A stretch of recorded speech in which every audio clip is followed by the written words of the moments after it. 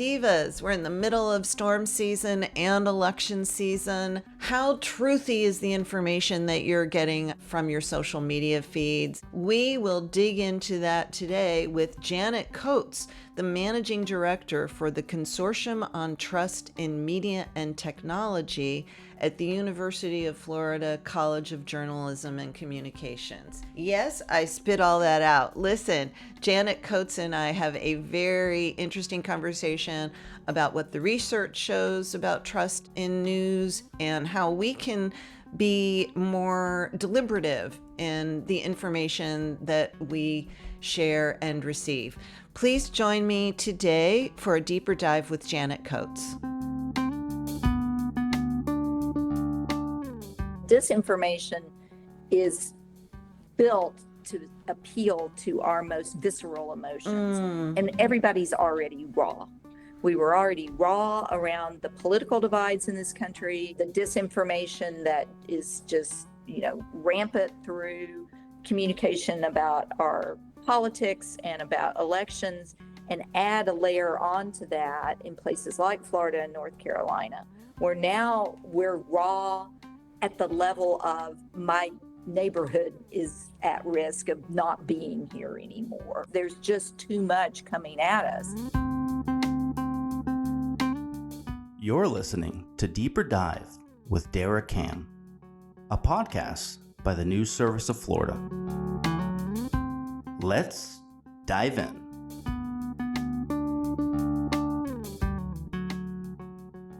Divas, gosh, what can I say? We're recording this now as hurricane preparations are underway for Hurricane Milton, and as folks are still trying to sort out their situation after Hurricane Helene. And so our hearts go out to everyone affected by the storm, the past storm, the upcoming storm. And we have a very special guest with us today, someone who I've really wanted to get on the show. Janet Coates is the managing director for the Consortium on Trust in Media and Technology at the College of Journalism and Communications at the University of Florida. It is a mouthful. And I was going to say, such a nice, short, succinct name. Well, Janet, welcome to the show. Thank you. It's good to be here. You've got such a long name. It took me such a long time to spit it out. Maybe we can just start with you telling us what you do, a little bit about your background, and what the consortium does. Okay, sure. So the consortium focuses on ways to build trust and to identify factors that contribute to the loss of trust in both media and technology, and increasingly, the intersection of those two things, because they bled over into each other in all kinds of ways. Part of the purpose of the consortium is to work across disciplines and to work in a way we do academic research, peer-reviewed academic research, but we're also focused on practical applications and how do we get things into the field. It can take a long time with academic research, that process. You do a study this year and 18 months later it gets published. So we try to shorten up that time and get some interventions into the field more quickly. My background, I've been at UF. This is my fourth year at UF as the managing director of the consortium.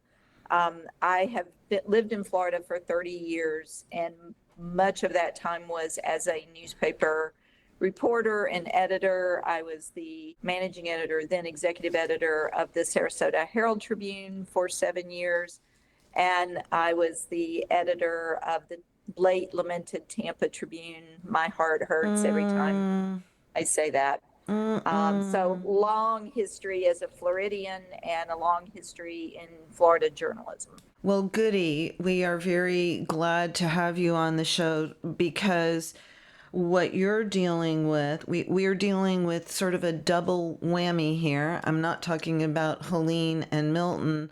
I'm talking about storms and election in terms of misinformation, disinformation, you've seen the arc then of journalism as I have. Geez, I might even have been working for Gannett when you were at the Sarasota paper. Probably not. I was probably at the Palm Beach Post by then.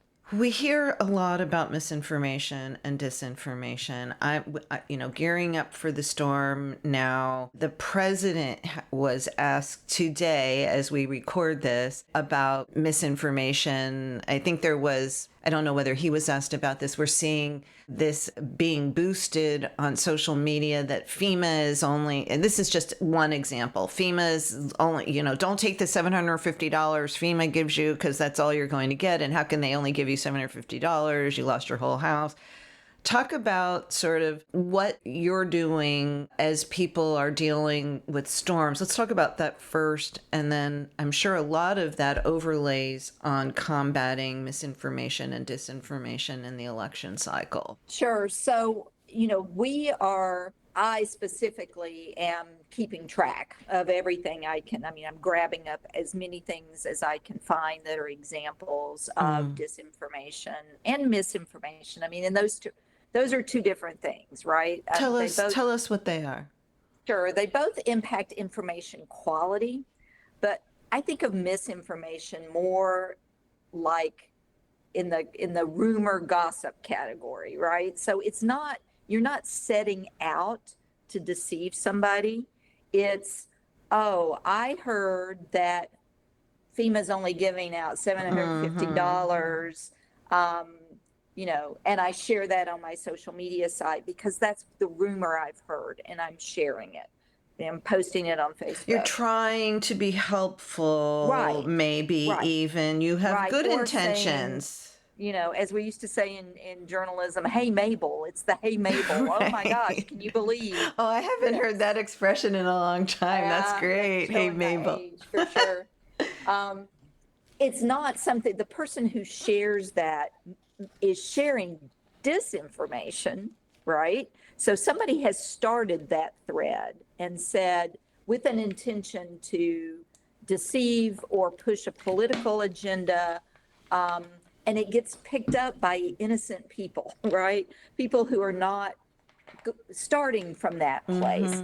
They've seen it as a rumor, and now it's kind of flowed into their own social media as misinformation. They're misinforming people using a piece of disinformation to do it. So they're very tangled up with each other. But I try to distinguish because I think it's important that we lay the blame for the disinformation where it belongs. On the liars.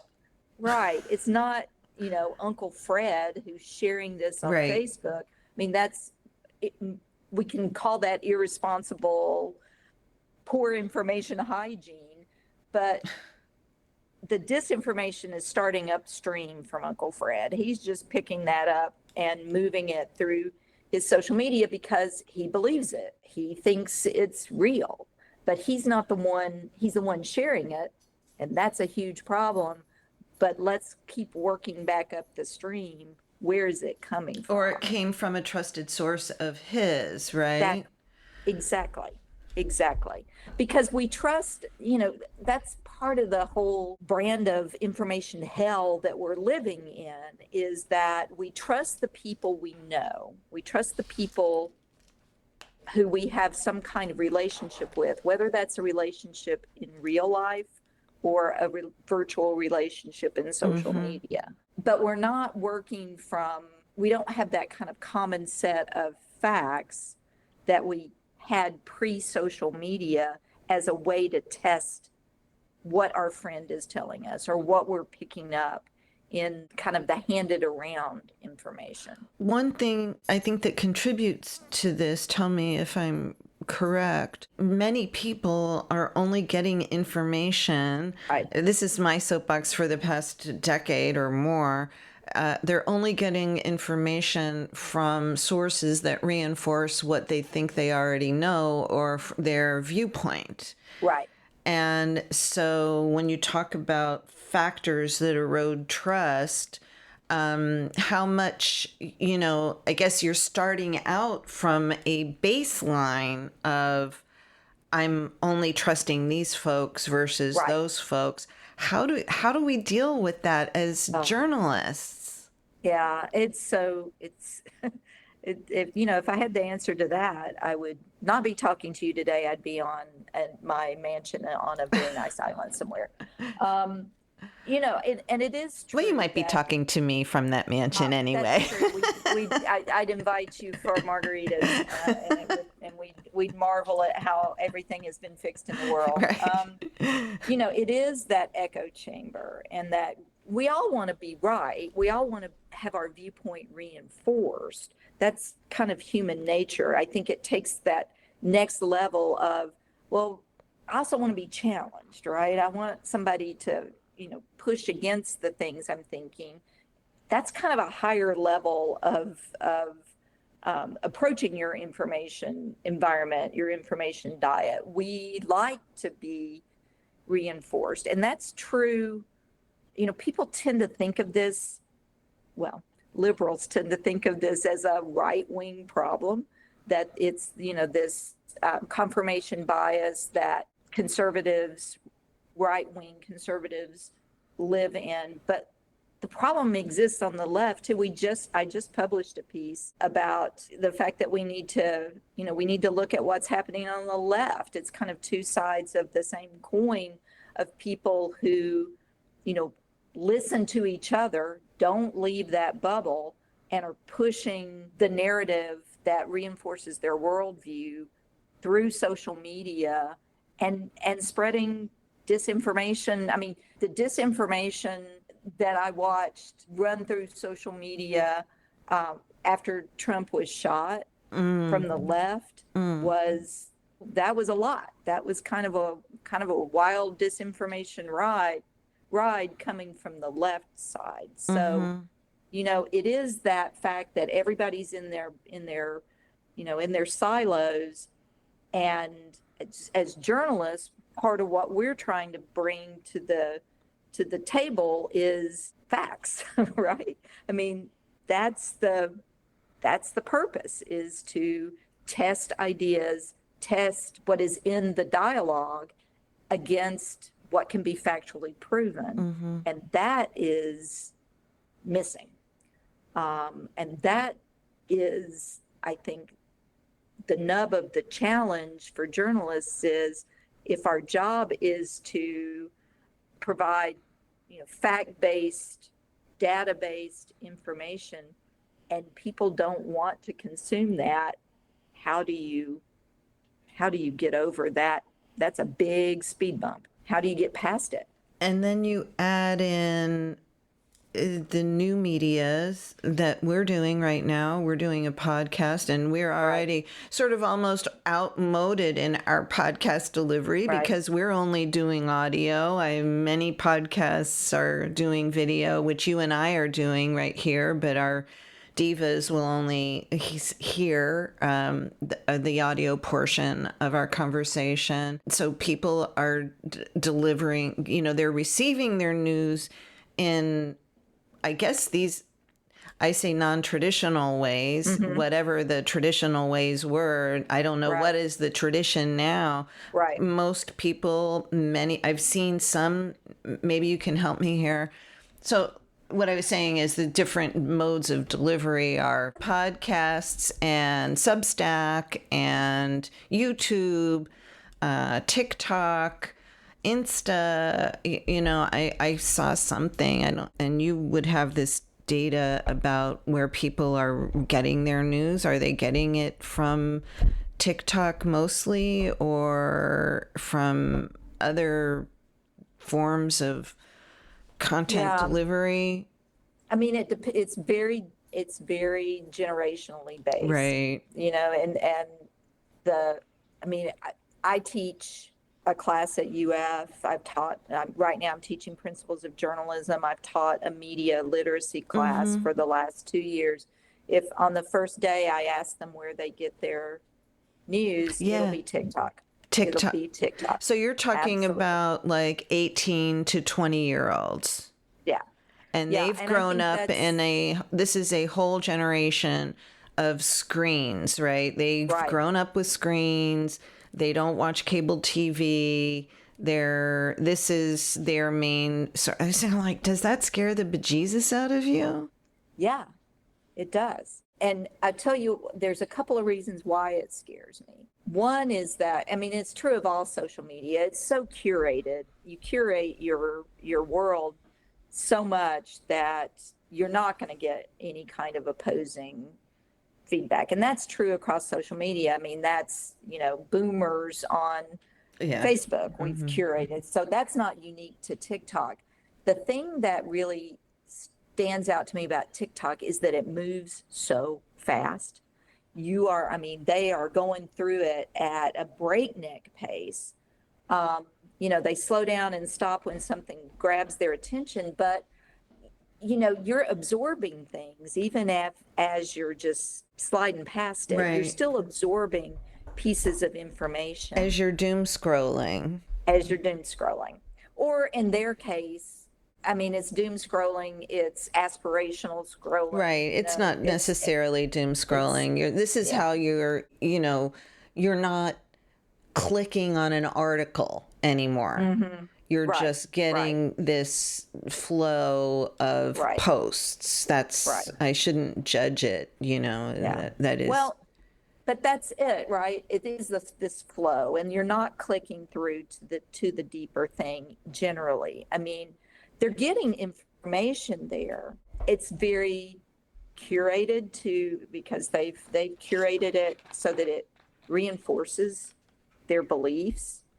There's not a click to the deeper point. I'll tell a story from my personal life because I know that my daughter will never listen to this podcast, so I can tell it. What? Come on. She My is- daughter's I think my daughter's listened to one. We are on now episode 111. So just FYI. Yeah.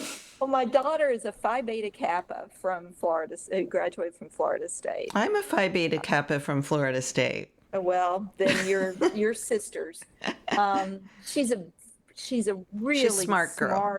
Yeah. passionate, cares about social justice, cares about the issues that are, that are important in her view of how the world should work and how people should be treated. And after the campus protests, she's 25 now. After the campus protests began around Gaza and the war in Gaza, she was very moved about the plight of the Palestinians in Gaza. And I mean, you'd have to have a heart of stone not to be moved by the images Sure. and what's happening there. But what she was seeing was very much one piece of a very complicated problem that's been going on Since the beginning of recorded time, essentially. Right.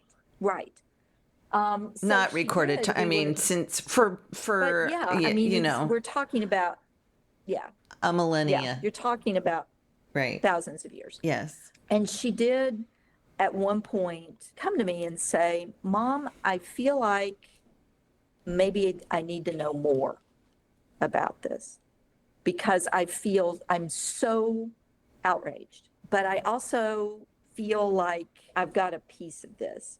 So explain Israel and Palestine to me. I'm Wow. like, whoa, okay. That's a lot. very insightful of her.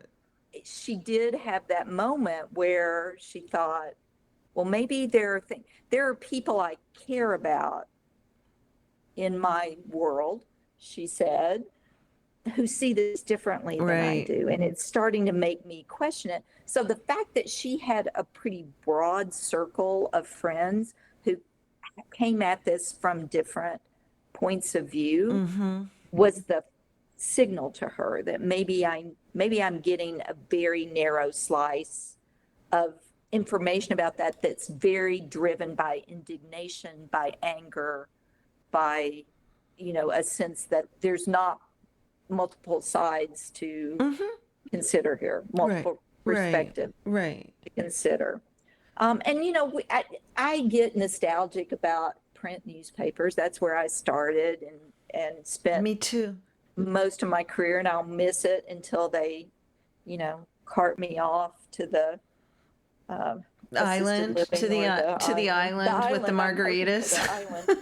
And you did get presented with differing viewpoints and with fact-based information and with people who at our best, we were trying to be transparent about where information came from. And there was a kind of that common base of information that landed on your doorstep every morning. And even if you didn't subscribe to the paper, I mean, the average newspaper, the figure always was that one newspaper is viewed by 6 people.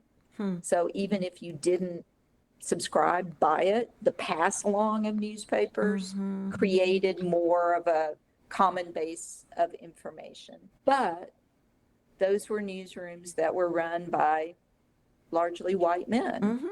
So the worldview was, you're starting from that point, that point is, baseline.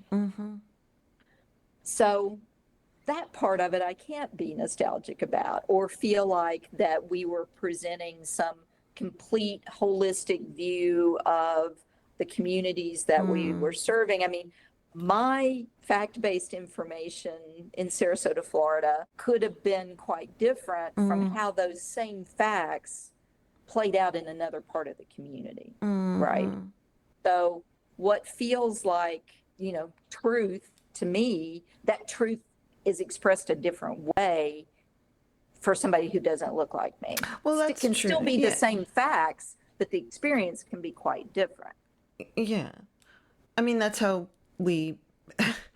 that's kind of like why eyewitnesses see things, the same thing Absolutely. differently. And Absolutely. we all are, we live in the same world, at least by my standards today. I think we do, but we certainly,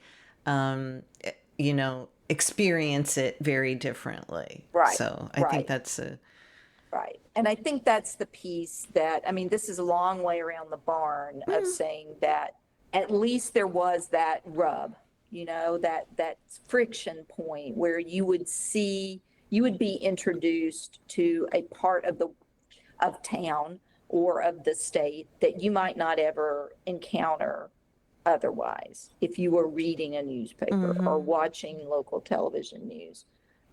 In social media, you don't have to have that experience because you can wall yourself off into a world that looks just like you. I often kind of marvel at this, and I have been for 20 years really, at how the internet was supposed to like bring us the world into your home and expand, you can go anywhere and, in your underwear and experience all these different things. And, it was going to broaden our experience on the planet. And instead, it feels like the opposite for many, many people is true, that it has really, our worlds have shrunk, with it is to me kind of the antithesis of what the promise of the internet was. Yeah. And I think when we talk about, let's talk about the current moment we're living in with hurricanes. And Yes. with disaster. Yes. Back to topic. Thank you. Yeah. Sorry. You will have to know that I digress. No, I digressed. The promise of the internet in moments like this is that it opens, here's a natural disaster in Florida, in North Carolina, and we have access to information both about what's happening and about how we can help in ways that would have been unimaginable when I started as a newspaper reporter in the 80s. I mean, just unimaginable access to things that can give us immediacy and,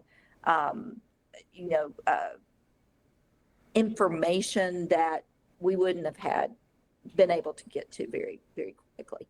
But it also creates the opportunity for people to misuse information, to deceive, to advance a particular political agenda, to try to make a fast buck off of people's misery through, information, disinformation campaigns that are driven to attract eyeballs and help people, raise revenue. So that you gotta, this is one of those times when you get the absolute, the absolute good and the absolute evil of the digital age, that you have access to all this information that can be helpful and useful, and you can get at it at your fingertips, and it can also be used to spread the most vile forms of disinformation. Well, also, I think one of the things that is so concerning to me is this is happening. I mean, this is dealing with one very deadly storm, not only in Florida. I mean, people are still being recovered in North Carolina. Right. It's like, I don't want to use the cliche of a perfect storm, but you also have an election. Right. People are casting ballots right now. Right. And so the misinformation and disinformation, I had Katie Sanders on from PolitiFact visited with us a couple months ago at the media conference. And she was talking about, election fact checking, campaign fact checking. And so you've got that layered on top of the storm response. And I mean, wow, the stuff that we're seeing is the FEMA example was just kind of the tip of the iceberg and most obvious. I'm curious what your research has shown about if there is a way to tamp that down, to educate voters, to educate consumers, to educate people, about storm, like what can be done to try to counter some of those nefarious, either willingly, knowingly or unwittingly nefarious. Yeah. Yeah. And that's one of those questions that you wish there was, a recipe from which to bake this cake and have it be all beautiful and tasty and perfect. Like when you have a kid, you want that. Yes. They don't come with that. No, they do not. Right. And just there's so much noise in the information environment just on a regular day. And in these days, we're less than a month out from a critical election. They're all important, but I think we all know that this is an incredibly high stakes election up and down the ticket across the nation. And then we have the entire Southeast basically not just dealing with the impact of this storm, but with this heightened emotional state that we're all in, whether you're, on the coast in Tampa or in Gainesville, where I am, you're still the anxiety piece of this. And when we are in a heightened emotional state, this is the thing that I think the research shows that I keep coming back to, is that disinformation and misinformation, let's just call it disinformation. Disinformation is built to appeal to our most visceral emotions. And everybody's already raw. We were already raw around the political divides in this country and the disinformation that is just, rampant through communication about our politics and about elections, and add a layer onto that in places like Florida and North Carolina, where now we're raw at the level of my neighborhood is at risk of not being here anymore, or it isn't here. Yeah. So that is that perfect storm of, emotional dysregulation. I mean, there's just too much coming at us. So, I was talking to a television reporter from Jacksonville about this topic this morning, and I said, we tell people, and I can't take credit for this. Heard this idea from Reddit in a piece in the Atlantic that Juliette Kayyem wrote about the disinformation around storms. And, we spend time talking about packing a hurricane kit, Every Floridian knows about the water, and you need the batteries, and you need the flashlight, and you need this, that, and the other. What we don't talk about is packing an information kit around disaster or around elections or around whatever are, the vital, important issue that we're dealing with. We don't think about it that way. That if I'm in a storm, if I'm in a hurricane situation, I want to have thought about, where do I get accurate information? I mean, there's a reason why those meteorologists in the Tampa market are beloved. I mean, worshiped like celebrities. And that's because they've built that trusted relationship of, I'm here for you. I'm going to provide you with information. I'm going to tell you what I know. I'm going to tell you what I don't know. And I live here. I'm worried about the same things. I'm worried my house may wash away. I'm worried about my family. I'm worried about my pets. That's the piece. As local news has flown apart, that's what we've lost, is that sense of, I care about this because I'm here in this with you. And we live in this age now where it's just people lobbing stuff. You don't know where it came from. You don't know where that person is. They're not going to be invested in your life the way that your community is. I have kind of a rule. I rarely post on, I guess it's called X. I still call it Twitter. Yeah. I don't guess it's called X. I know it's called X. I still call it Yeah. Twitter. I actually have a different name for it that I won't say. Yeah. But it rhymes with Twitter. And so I rarely post. It's usually like a picture of my dog sitting next to my computer because I just think it's so toxic. And yet we are so dependent on it for news. The government, our governor's administration uses it to communicate, and other social media forms to communicate key messages in the way that we used to get press releases, Right, exactly. sometimes before we get press releases. So we have to pay attention to it, as part of my job. And I'm rarely, if ever, retweet something unless if it's from a government agency. Yeah. If I heard it with my own ears. But, retweeting the shark swimming down the street during one of the storms, right? Remember that? That's an oldie but a goodie. Right. It's been around for 20 years. Right. The pictures of the child crying in the mud because FEMA forgot her. You know what I mean? Like these images, and you're right, it is an emotional time. Florida is, I wouldn't say we're in a state of panic right now. My daughter lives in St. Pete.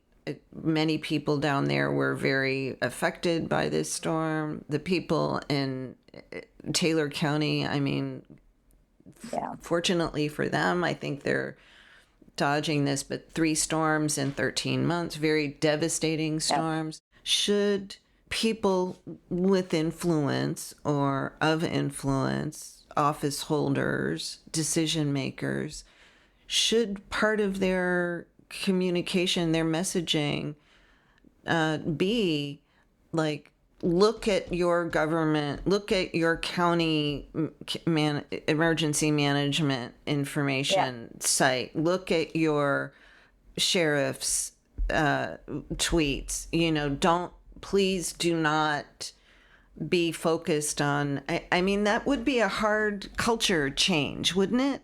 It would be a hard culture change, but I think it's an essential one. And I think there is a role that particularly local government, I mean, there does, trust in everything is just so completely broken. I mean, people think of it as a journalism and a politics crisis, but it's really pretty much any institution is dealing with a trust issue. But the more local you get, the more trust there is.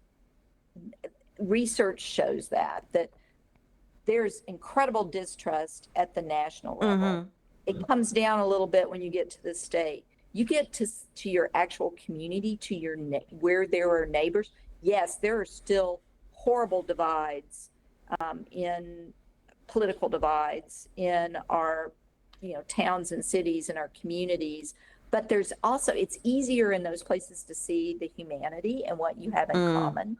So trying to convince people to look at the information source that's closest to you, I think is really valuable. And elected officials and local media and influencers, we need to bring influencers, Right. and we need to identify those influencers. I mean, there's a reason Kamala Harris is on Call Your Daddy. Right. Did you watch that? I haven't yet. I watched it yesterday. Yeah. I watched it. Yeah. Yeah. You need to Yeah. listen to it, whatever. But yeah, it was very interesting. Yeah. And there's a reason why she invited 150, she or her campaign team invited 150 influencers to, gave them better seats than the legacy media got at the convention. Yeah. Yeah. I think we have to, as How do we get a elected list of officials- those influencers? Is there a list of it? How do we know who's a real influencer? And you know what I mean? Like then, and that's the thing, is you have to dig in and find it. It depends on who you're trying to influence, Okay, and yeah. who you're trying to influence about what, because Okay. there's so many of them. That aside, Okay. for Sorry about that. elected officials, local journalists, trying to drive that message of, look at your county emergency management. Look at their site. What are they telling you? They're all over social media. They're all over Facebook. They're all over, most of them are on X. The problem with X is that and I will digress here, but to me, the really horrible part of what's happened to X is that it used to be, in an emergency, a place where you could get information very quickly and get trusted information from the government, from local news organizations, and that the government and those news organizations could get information back. I mean, you'd be able to see on Twitter, hey, there are tweets coming in from this part of, Hillsborough County that they've got their water's rising in their street. And we didn't know that. Maybe we need to, divert resources there. And now everything is suspect. it's a over there. hellscape. It is a hellscape. That's my cleaned up version of It is. what it is. I was a power user on Twitter, and I deleted my account a year and a half ago, and I took the consortium off of there are a lot of still people, departments, the College of Journalism is still on X. I could not, in good conscience, lead an organization called the Consortium on Trust and be on Twitter. See, I feel stuck though. I feel like I'm in a bad marriage and I can't get out because of the news, because there is still news by government sources being delivered through that venue. Yeah. And I have the luxury of doing that because if I was a journalist, I think I'd still have to stay there because it is a venue where that happens, where, there is news, there are significant statements, significant pieces of information that are shared by elected officials, by government accounts. But yeah, so I think trying to use those influencers, to use the platforms, even the ones that are a hellscape, to try to drive people as much as we can towards local, relevant. This is not something that, somebody on X who's in, Ohio is, trying to give you information. Or when you're in Moscow. Florida. Or Moscow, more to the point. Yeah. It's trying to get people to look at the information that's closer to them. to use your own, people always ask me, is there technology that can help us identify disinformation? Is there an AI Oh, we that didn't can even help talk us? about the AI factor And too, right? and people are working on that. I mean, we've got folks here at UF who are working on ways if we can train a machine to spew out disinformation, we can train a machine to identify I it. think they're So bad at it right now. They're not they are, that good at it. to some extent, that has to do with who's trying to make those machines right now, Oh, and how much of a stake do they really have in trying to detect that kind of stuff. I think that's why it's really important for higher education. I think it's really important for journalists. Please, Lord, save me from us sitting on the sidelines and watching technology pass us by again. I mean, if I could right. have anything back in time, it would be to think differently about social media when I was an editor. We missed that. We didn't understand the potential for good, and we sure didn't understand the potential for ill. And I think there is value in journalists trying to figure out, we're scared of technology, we're not good at it. How do we get good at it and partner with people who are smart about technology to bring the skill sets that journalists have into that AI world, and the ethics and values that we have. I mean, that's something that we're looking at I've got a project that's going to be underway. I've got a scholar who's going to be looking for the next year at how do we do that? How do we help inject into journalism curriculum and into journalism practice that kind of trust and safety aspect that has been used against journalists? How do we turn the table? It's so interesting because things are evolving so rapidly with technology and with the kinds of sources and the way that people are receiving information. Props to you for this, and don't mean this disrespectfully,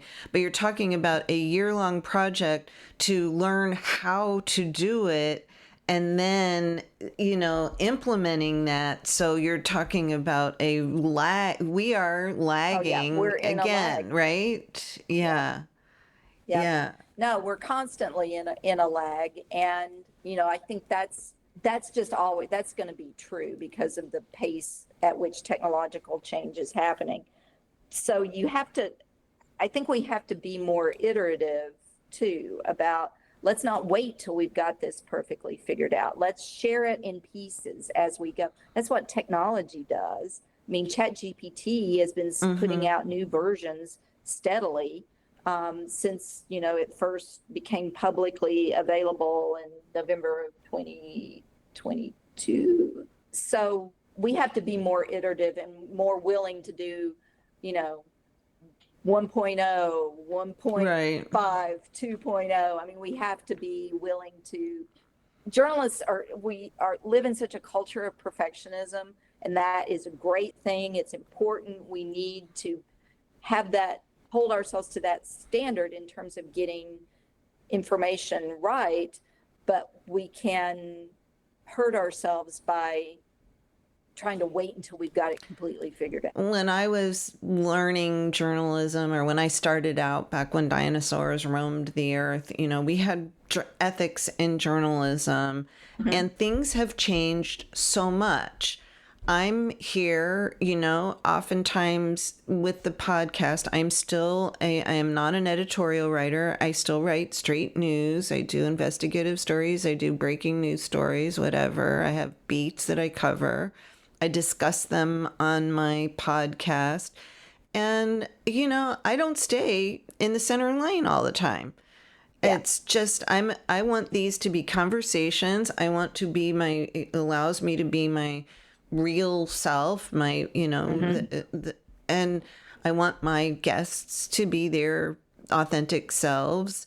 And so that means, I give opinions, and people are giving opinions in their Substacks, on their Twitters, and they're not always getting fired for them. And so Yeah. that is a long way of asking, how has ethics in journalism changed with the advent of these new technologies and the 24/7 news cycle and, XYZ? That's a great question. And Before you answer, I just want to say, I think I see, and correct me if I'm wrong, a lot more stories in quote unquote mainstream media with unidentified sources or unnamed sources, which is something that we at the news service do not do. We feel very strongly about that. Very, very rarely will we do that. But so that's just an example. So I wanted to ask you, how has ethics, what is the state of ethics in journalism now? I have long argued, pre-social media age, and when I was running newsrooms, that we confuse ethics and practices as journalists. We think that the way we do things, because it's the way we've always done it, or it's the way that has been the culture in whatever newsroom we're working in, or whatever type of journalism we're practicing, that's ethics. And I always argue that ethics should not be things that change much or change easily, because if it's an ethical principle, what you're saying is, here are the boundaries, here are the things we will not do, and here are the things that we must do to be, to practice the craft of journalism in a way that's credible. I'm trying to think about how not to use ethical twice. So when I talk to my students, and as I said, I'm teaching principles of journalism, so we're talking about this a lot. I think that ethical principles there's been a whole argument about objectivity, right? And when I was in the University of Missouri in 1984, there was no argument about objectivity. Objectivity was what we do. We treat both sides equally. Now it's called both sidism. Yeah. And what I, have my students, by the end of every semester, my students are able to say, when I say, what is objectivity? They will reply, objectivity is a process, not a state of being. And an objective process is still, I think, ethical bedrock for journalists. You have to approach journalism with an objective process. Here, I'm going to test the ideas, the events, the credibility of the players in this story against demonstrable fact.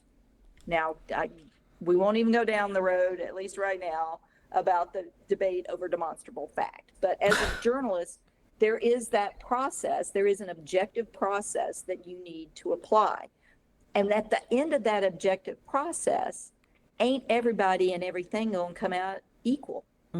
Some things are going to stand up to that process, to the rigor of that process. And some things you're going to put through that process and find them sorely lacking. And if you apply that process and then you treat those two outcomes as being the same, that is not what an ethical approach to objectivity should be.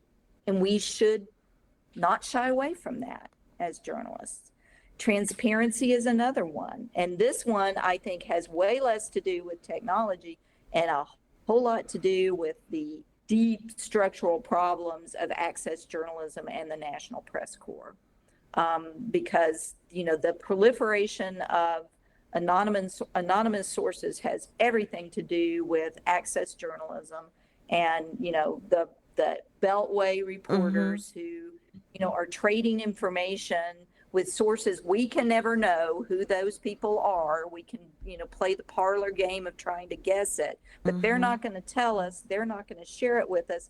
And we're going to have to go on faith in that reporter that this person, I vetted this person, and you just need to take on faith that I'm so connected, and I am one of the cool kids. Then, Right. and I know this, and a lot of that is flexing within the whole. It's all it like is. how much we're writing we're communicating to each other. to each other. Yeah, that just really concerns me Yeah. too. And I mean, then that wouldn't- yeah. does that end up undermining, trust in the media when you see unnamed sources? I mean, we're dealing with sort of this right now. Does the research show that anonymous sources contribute to the undermining of trust, or do we not have research? No, That's there what is my gut research tells me. Yeah, that shows that if people cannot, if you're asking people, when you use an anonymous source, you're asking people to take on faith the information that is being conveyed through the reporter from this person. You can't know who they are. You can't, I mean, I think part of the functions of journalism is to give people information that they can then weigh and test. I mean, we should show our math. That's what this is supposed to be about, Show right? your math. I can then look and say, okay, well, you quoted, Representative, Joe Smith here, and I'm going to apply what I think about him as I evaluate the information you've given me. If what you're giving me is a source close to, I mean, what does that mean? That, the janitor is close to the speaker's office. I mean, so the cynicism and that, I think, has been one of the biggest parts of one of the biggest trust killers, is the cynicism that the game is rigged. It's rigged by nameless, faceless people who journalists are, cozied up to. Sometimes literally in bed with, as we heard in a recent, or maybe not literally in bed, maybe virtually in bed with, or sexting with, or whatever. Yeah, I know. Same. Yeah. Same. And the problem, one of the things about, I want to go back to misinformation. I know we're getting up at the edge of our time here. I could talk, and we're going to have you back for sure if you're willing to do it, because I'm really enjoying talking with you. And one of the problems with misinformation, let's just call it a narrative. If a narrative, true or false, or some of each, gets out there, it's really hard to unring that bell. Yeah. It gets elevated. It keeps getting elevated. God knows this. They're controlling the weather thing now. Yeah. That's something. How difficult is it to, So now you're not only having to communicate messages to your folks to be prepared for a storm. You're having to, to get ready to vote in a different place and, go through different procedures and whatever, a host of things related to a natural disaster. But you're having to combat the misinformation and disinformation. I mean, is it possible to do that once something's out? Can you put the toothpaste back in the tube? Well, there have been one instance in particular that I was reading about just this morning, and I'm going to get pieces of this twisted around because I'm just going off the top of my head here. But some of the disinformation we've seen in North Carolina after Helene wreaked havoc there, that has had to do, one of them has been that FEMA is stealing supplies from relief sites. That, you put that all these people are bringing these, making donations and bringing water and bringing food and bringing clothes, and then FEMA steals it. So that's one of the things that's been going around North Carolina. And there was a guy on social media, I think probably TikTok or maybe Instagram, who had shared some of this and then decided to go see for himself. So he starts going to some of these, relief areas or staging areas and winds up posting a reel. I'm pretty sure it was Instagram, posting a video that says, well, I decided to come look at this myself. I mean, I've been talking about this and it sounded true. And I decided I'd come look at it myself. And this is BS. This isn't happening. I do think that there are people who share and then question. And that's encouraging that there are people who do that. I think that it becomes, and this is really uncomfortable for people. We don't like confrontation. We don't like to call people out. A lot of times it's super ineffective to do that, but we have to. I think those of us who, when we see this stuff, if we just keep scrolling by it without saying, wait a minute, hey, maybe you want to take a look at X, try not that X, maybe you want to take a look at, this link, and not getting into an argument, not trying to convince people. But don't use all caps. Right. Here's something to consider. We just did research last year that we're getting ready to publish, but I can talk this much about it, that we were trying to look at in interpersonal communication between people, where somebody has a really strongly held position and the other person maybe either doesn't hold that position or is kind of uncomfortable in that conversation. Is there a way to lower the temperature in divides across contentious topics? And we did some pretty novel research using some techniques that I can't talk about yet, but were not commonly used in this type of research to really get at people interacting with each other.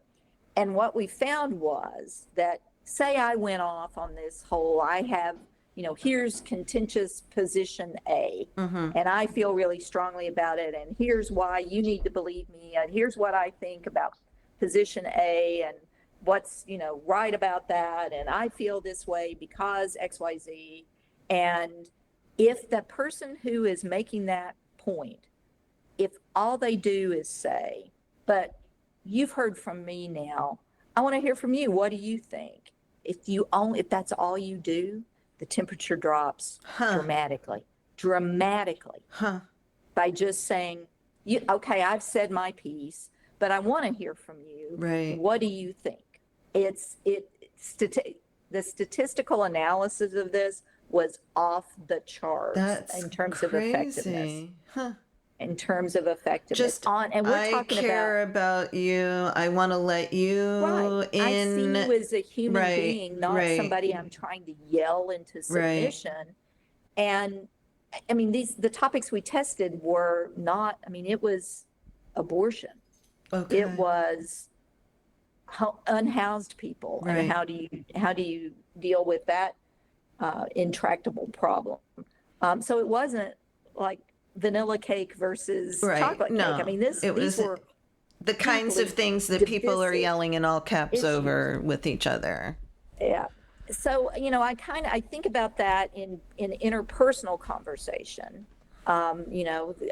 Over the Thanksgiving table is the one we always use as the cliche with crazy uncle, whatever. But I also think about it in social media conversation, that rather than trying to say, that is just nuts and it's wrong and here's the 16 ways it was wrong. If what you said back in social was, okay, well, I've heard what you think and now here, I'd like to share what I'm thinking. Or if you were the one who said, I've said my piece, what do you think? If we could challenge that way, that's not dehumanizing, but that is, you're able to say, hey, let me inject something here that might be worth your consideration. We're never, ever, if we keep trying to convince people at the extremes, at any extreme, that is a fool's errand. You won't do it. But I do think that a lot of people are tired of this. My students say it. they say, we're just tired of everybody being mad all the time For their whole lives, almost. for their whole No. lives. These, the ones who are the 19-year-olds in my class, my youngest son is 19. So they were born in 2005. Think about what world, the president they remember is President Trump. By the time they started reading and writing and driving, I mean, this is all they know. Yeah. A friend of mine was talking to me about her 16-year-old niece, saying like it was like jaw-dropping to her to see her niece's view of the political world, and that just was like an aha moment for her. Like, this is all she knows. Yeah. There were many people I know who reflected on the kind of the refreshing I'm not gonna get the word right, sort of mundane nature of the debate performance Yes, between with J.D. Waltz and Vance Vance. and Tim Walz, and just like, oh yeah, this is how it used to be, before people started Yeah. screaming at each other all the time. But yeah, I mean, that is very interesting. Is there anything else before we go that you'd like to share with us about the research that could give us some maybe bright spots or low spots? Well, I mean, the other thing we're working on right now is research around language because, bias and emotion is encoded in the words we speak. I mean, it's just the words we choose make a difference in how our points are received. I mean, I think there is this, to be all academic about it, there is this real gap between transmission and reception. And that, I think, is a big piece of the political divide, is that I'm using language that I think is obvious and that speaks to, a point of view that people should just understand. There's an invasion at the border. Right. We've looked at language around protests, all different kinds of protests. We started with protests after the Dobbs decision, and we looked at protests, the Black Lives Matter protests. We've Ripping health care away from women, right? I mean, right. And another phrase that, started out meaning one thing and then meant another was, when we think about vaccines and the my body, my choice, right, which transmitted, that language changed from meaning one thing to another. Right. But one of the things we're looking at it very much in a journalism context, but increasingly it's like starting to bake into my thinking about the words I choose, is to be more intentional more precise about our language. Our language has gotten so loose. It's loose in journalism and it's loose in our conversation with each other. We throw out inflammatory words left and right, and just trying to be more precise about how we're expressing ourselves. We're finding we're building a tool that would allow journalists to analyze their language in real time. That's so for interesting. Potential bias. Oh my gosh. And it's pretty cool. And, we started it for journalism, but now, pretty much any written language we can put through it. And it really does point up that we've gotten sloppy, and sloppiness allows for misinterpretation. It allows for people to impugn motive. I'm a language nerd. Me too. I love colorful language. I use a lot of it in all the meanings of colorful language Right. that you can think of. So do I. But I have really started to question myself about some of the analogies I use, some of the word choices I make. Am I really communicating what I think I'm communicating, or am I just being clever? Oh, it's so interesting that you say that, because it really kind of harkens back to old school journalism Yep. and my old school journalism Yep. when one of my very first editors handed a story back to me and said, "You have way too many adjectives in here." Yeah, take all the adjectives out and we'll get to the truth. Right. Right. I mean, I guess that still holds. And if you're telling a story, you're painting a picture, but I think those are really good. I think I'm going to think about being more intentional, saying like, oh, that's crazy. They're stupid. That's ridiculous. I think I'm going to start thinking about that and trying to own that in my own personal behavior too. Well, and again, I mean, we're talking about, trying to make a difference in the middle, the edges, the extremes. Yes. We spend too much, in my opinion, we spend too much time focused there.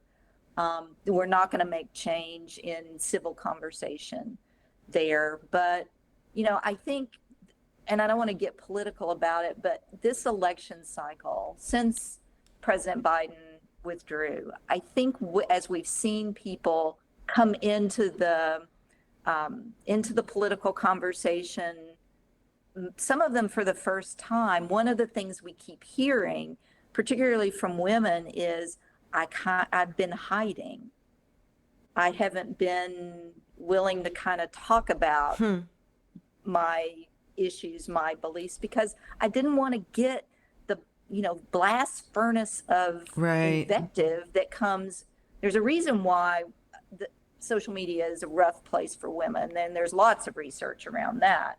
But I think, and it's not just women, I think we're seeing people say, I want to be able to talk about things that are important to me, and kind of damn the consequences of feeling like I'm going to get hot language back. I'm going to keep talking, and I'm going to keep talking in a way that is positive, not let me yell back at you. That gives me some measure of hope that maybe people can be willing to engage in a more positive conversation. Certainly a lot of younger people, I think, are entering the conversation now. We talked about influencers. I think about the advent, the rapidity with which information is being shared and the different ways that it's being communicated. I wonder if that debate performance that really was the catalyst for President Biden withdrawing from the race, in the absence of social media, would he still be the candidate? I think he would be. I don't think he would have been forced to. And I think that is a very significant I think that's going to become like a very, to me, it's a very significant marker in where we are in our world with technology and news and whatnot. Well, let me ask you one. I try to sneak in a fun question, and I didn't have time to come up with one before we, just off the top of my head. Do you use any social media? Yes. What do I use? That's Max, by the way. He's a frequent guest of the show. He's just snorting in the background, saying, "Okay, you're getting near the end there, Ma." Okay. I am an old person, so I'm a boomer, although I'm really a Jen Jones. You're a Jen Jones. I'm a Jen Jones, too. I love thank God they came up with Jen Jones. I refuse to be thrown in. Same. So I'm on Facebook. I'm still wearing Doc Martens, for God's sake. Anyways. So I still use Facebook, less than I used to. Okay. But yeah. I get information from there. Yeah. I follow the weather guys, the meteorologists. The Facebook. I call it the Facebook. The Facebook. Yeah. So I use the Facebook. I kind of use Instagram. I use Threads a lot. Do you? It has become my, it was my, it's my Twitter light. It kind of filled and there's been a lot of back and forth about how, and people have all different kinds of opinions on Threads because it's not really Twitter. But I've found if you curate it really well, I mean, people complain that they don't get real-time information. I'm like, you're not following the right people, because I get lots of real-time information on Threads. I have yet to be able to really master TikTok, and I will admit my old age on that one. 'Cause Yeah, I see stuff on it, but I'm like, I just don't have the time to be using 50 million different things. No, I don't And nobody wants to see my like curly hair tips, to be honest. So I just like forget it. Yeah. Anyway, well, okay. I don't know. I'm going to try it again. You have a very long time. It's been really a treat visiting with you. Janet Coates, the managing director for she teaches at the J School at the University Yes. of Florida. How's There you that? go. And That she's works. helping us keep tabs on trust in the media.